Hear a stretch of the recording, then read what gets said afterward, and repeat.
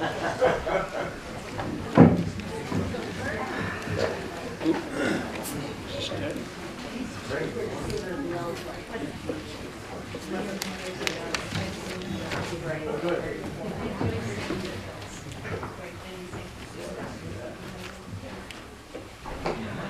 1958, when this was released, the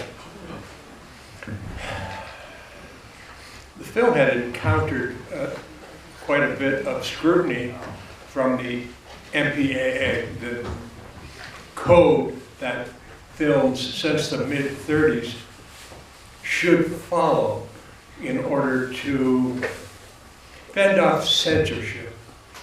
And there were several aspects of this which Hitchcock indeed kind of pushed the envelope, to say the least. And there was a lot of discussion as to how the final product was to look. Well, most of the things were ironed out with one glaring exception. In the history of films since the mid-30s, there was not supposed to be the ability of a criminal to get away with a crime. And Gavin Ulster, in this print that you just saw, indeed did get away with a crime. So it was forced upon Hitchcock to provide some semblance of a comeuppance for Gavin to have, so that the MPAA could say, well, this was not a case of allowing somebody to go scot-free. So there was this sequence that was shot, and that's what I mentioned before this started. And if we can, going to see if indeed we can get this to be shown here. It runs about 2 minutes, and I think it'll be illuminating to see how it was resolved, that problem Hitchcock had with the MPAA. Now, all I have to do is get the attention of the fellow who's going to allow that to happen.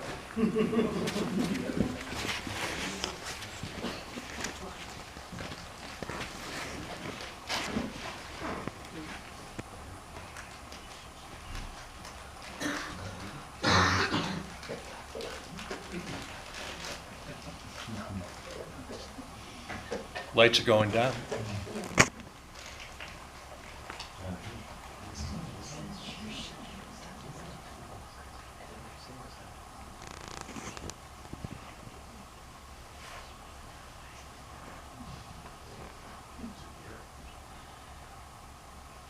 But is now thought to be residing somewhere in the south of France. Captain Hansen states that he anticipates no trouble in having Elster extradited once he is found. Other news on the local front, in Berkeley, 3 University of California sophomores found themselves in a rather embarrassing position tonight when they were discovered by police officer William Fogarty leading a cow up the steps of Le Grand.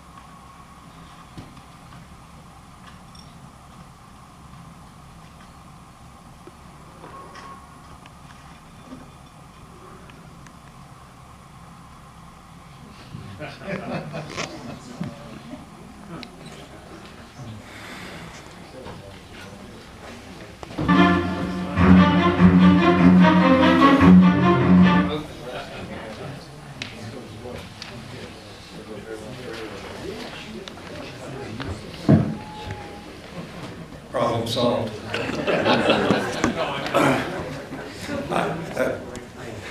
Thankfully, Hitchcock wore the MPAA down, apparently, to the degree that they permitted him to skirt the issue and not have to tag the film with that sequence. So, joining me here, as promised, Mr. John LeDonne. John, how are you tonight? Good. Enjoyed the movie. You did? Yeah. How many times have you seen this? I think this is my fourth time. Well, I've watched this 3 times in the past 2 years, and I have to plead guilty to having seen it a couple of times before that. It is definitely worthy of multiple watchings. How many of the audience that's left here tonight, I should have asked this earlier, have never seen this? Oh, a few hands. It has been reissued twice since 1958, and it has undergone a sincere do-over as far as sprucing up the print and also the sound. Did you find the film effective still? Yes. Okay. John, what did you think? Do you think this holds up after 60 plus years? Yeah, I think it does. There's a few like odd little sort of outdated things, but I think overall it does hold up very well. And it's, you know, you sort of have to let yourself get into it because it is kind of slow moving compared to a lot of movies we see today. But I still enjoy it a lot. I think it's a great film. Well, it's almost like 2 movies in one.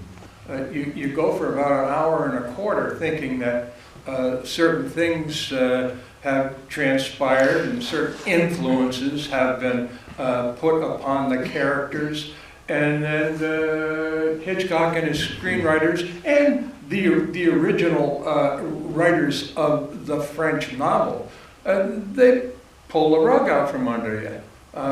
It's like forget what you've seen. This is no longer a movie which deals with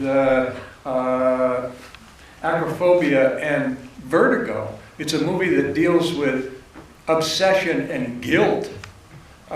Poor Jimmy Stewart's character is beset with both problems. And he just can't quite figure out how to deal with it. And he deals with it rather drastically. And not really in a very nice way. He's not, you understand he's got problems, but he's not a nice person in this movie. He treats the woman he thinks is Judy very terribly. But of course she's not, I mean, she's really Judy, but she knows that she had been involved in the murder, so. This gets kind of thorny when you start to talk about just what's transpired here. I'm sorry, what? It gets very thorny. Oh yeah, extremely. And it's, it's obviously you're rooting, your sympathies lie with Jimmy Stewart because he's Jimmy Stewart and he's the main character.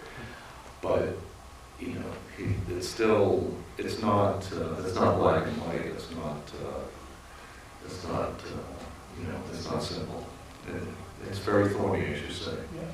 And the movie has some peculiarities that, I mean, I'll just toss them out there just to remind you of what you've seen and try to figure out in your own mind, because I don't know the answer to some of these things. The movie opens up with the Paramount VistaVision logo in black and white. How come? And then it goes into a color movie, which stays in color, sometimes kind of garishly so, it was with certain sequences. Color is definitely used to effect in this film. There's a green, red, white, gray. They're colors that kind of pop out during the course of the film. Yeah. But why the black and white logo? A couple of other things that are not explained during the course of the film. That how did Jimmy Stewart get out of the predicament of hanging off the gutter in the beginning of the film? It goes from hanging there to he's balancing a cane in his hand in Midge's apartment. No explanation. He survived, that's obvious, but who got him out of the predicament? No explanation. Further on in the plot, Madeline goes into the McKenrick Hotel.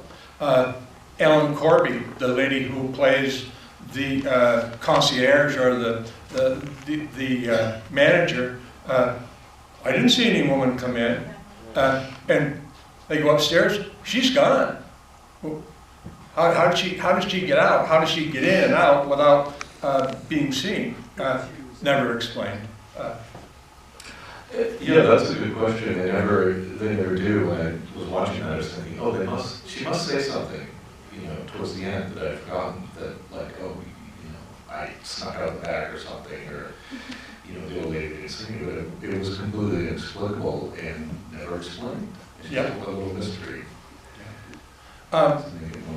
As far as the casting of the movie is concerned, the initial actress who was going to portray Madeline was a woman by the name of Vera Miles. And Vera Miles had played a very prominent role in Hitchcock's film before Vertigo, The Wrong Man, which starred Henry Fonda. Henry Fonda portrayed a unfortunate musician who looked a lot like somebody who had committed a crime and was arrested and pretty much put through the ringer without justification. But Vera Miles played Henry Fonda's wife in that, and during the course of the unfortunate things that happened to her husband, she goes crazy. Hitchcock had a penchant for reusing actors in his film. Not that he had a stable of actors that he always used, but he tended to use several frequently.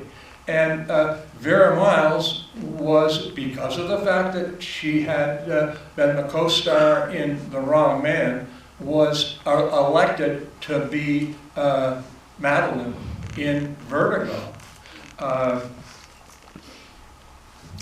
But something happened to Vera Miles that kind of goofed everything up. She got pregnant in real life.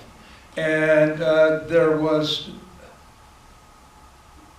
not the willingness to hesitate and say, well, we'll postpone the making of this movie so that you can indeed play the part. And there was,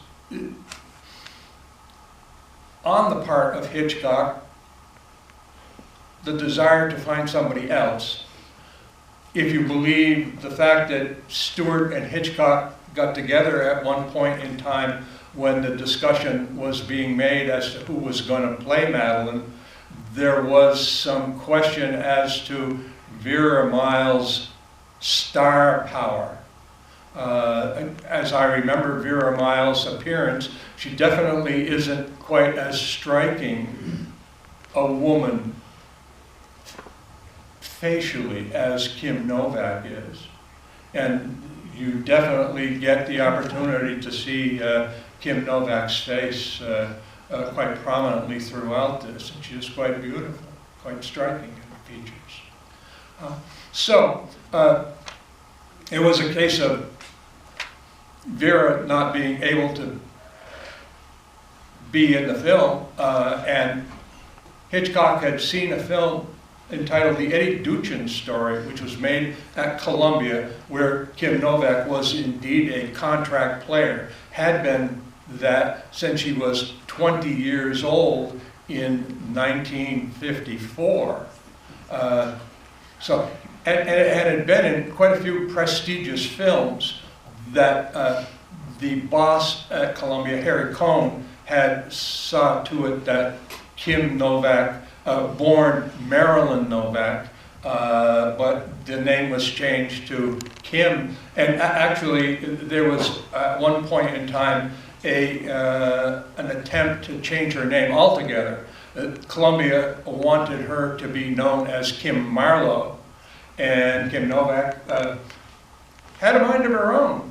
She was a personality that was not going to be really dictated to by the studio to the degree that they were going to change her name entirely. So she balked. She said she understood the fact that they didn't want Marilyn, because at that point in time in the 50s, Marilyn Monroe was a hot property, to say the least. And even though there was an attempt by Columbia to create this sex symbol sort of image for Kim Novak, they didn't feel that the name Marilyn was suitable. So they decided to use Kim, and she agreed to that. And then she appeared in movies like Picnic comes to mind, and she was loaned out to United Artists and Otto Preminger to appear opposite Frank Sinatra in a very striking film called Man with the Golden Arm in 1955. And then she's back at Columbia co-starring with Sinatra again in a film called Pal Joey. They were really trying to create an aura around Kim Novak, and to a greater or lesser degree, it worked. And she would appear later in the same year, 1958, in Bell, Book and Candle with Jimmy Stewart, because Harry Cohn, the head of Columbia, lent Kim Novak to Hitchcock with the understanding that Jimmy Stewart would come to Columbia and make a movie with her. And that's a decent comedy, if you like this one. Kim Novak plays a witch. Plays a witch, yeah. In Bell, Book and Candle, and apparently cast a spell on Stewart in that film also, not to the degree that occurred in Vertigo, however. No, yeah, that's a completely different thing. And Vera Miles was under contract with Hitchcock, and she had appeared in his television show, and actually I think it was the very first episode, but she was very good in that. But apparently Hitchcock never quite forgave her, and made some disparaging comments about women who get